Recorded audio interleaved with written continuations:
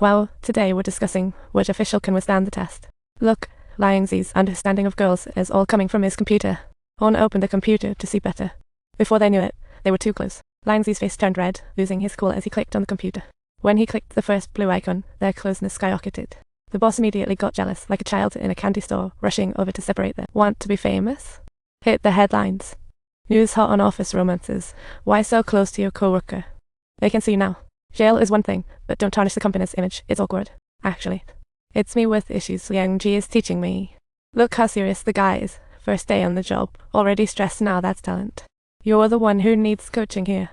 If you want to learn, find me in a time. He'll teach you slowly. Ignore him. The boss laid into Liangzi. He took one into the office, aware of his slickness, but she dared not resist. The intimate contact felt like a misunderstanding. Sad Liangzi's mind wandered, consumed by thoughts of on. He meant to find snacks but stumbled over red paper. He focused and saw it was red paper. Liangzi hurriedly picked it up and offered it to Langu. Granny, is this your paper? Thank you, but no need for thanks. I just picked it up. Well, just be careful. Liangzi continued on his way to his usual roadside stall. He sought a quick meal, but heard them discussing new hire on. Sam bluntly guessed a close relationship between On and the boss. Our county manager is truly one of a kind. Everyone's working overtime, and he drags the new assistant into the office. Hearing his crush being slandered, Liangzi immediately countered. It was his first time standing up for someone else. Just then, On showed up, and the colleagues hurriedly invited him in, acting like nothing just happened. But On shook his head, saying he never eats at night. I'm here to help you buy stuff. You will enjoy your meal. I don't eat at night. But you will make sure I'm fed. He gestured with a wink as he left. Liangzi couldn't take it anymore and was about to leave, but was yanked back by Sam. The easygoing Sam always handled the bills, but when he opened his wallet, a few slips of red paper tumbled. The colleagues gathered curiously. These are wish papers from an old lady at the temple. Are these your papers? Wait, what's your wish? I burn wish papers for people here. Write your wishes down. I happen to have 6 left. Even for friends. Liangzi prepared to leave when Granny called, insisting on giving him wish paper. Liangzi couldn't bear to turn down the kind lady's gesture, so he took them all after all. Granny seemed to predict what would happen next, though no one else knew. Liangzi stared at the red paper, looking utterly innocent. While he was daydreaming, On came over again, blabbering about making everyone work overtime, leaving Liangzi to gather the red paper silently. Hugh went to the boss office, and the visual director just called saying he sent the latest material to your computer. Go check it out. About it. Unbeknownst to him, Liangzi was shocked by the screen the moment he opened the computer. He randomly clicked on a file and was stunned to find On as the subject of a hidden camera, with other female colleagues caught up in it too.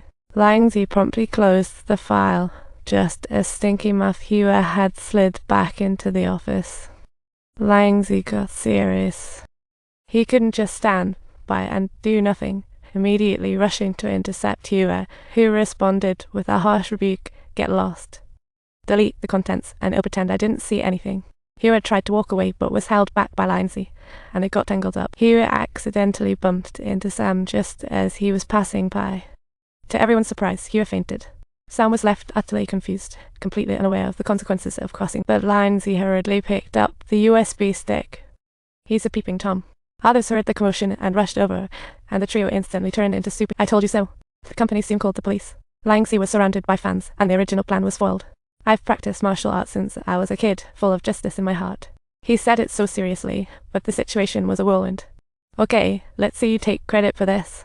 Liangzi felt a mix of emotions, but his ever-placid nature kept him from voicing it. Fortunately, On saw through it all and invited him to meet on the rooftop, giving Liangzi a rare chat. Thanks. I know you caught the creeper, you're brave. Liangzi felt conflicted despite his sincerity. I didn't catch him due to bravery, I just didn't want anyone seeing those videos, he explained earnestly. Did you see them? No, I haven't. He blushed at his own words today. I saw you in there. He quickly shut the video, then bolted after the creeper out of the room. So you took the USB, Liangzi thought, despite the complicated feelings he had been brave for. Yes, I wanted to destroy the USB so others wouldn't see the videos. He admitted his reasoning. Why do you care so much about me? It's not like him asking for your bank password. Why aren't you talking? Liangzi hesitated, finally mustering courage to say, I like you. To his surprise, On pretended he didn't hear it. Liangzi shyly ran away, catching the last bus home in a hurry. Actually, On had feelings for him too, so he called to give Liangzi a chance. Are you home yet? I'm almost there.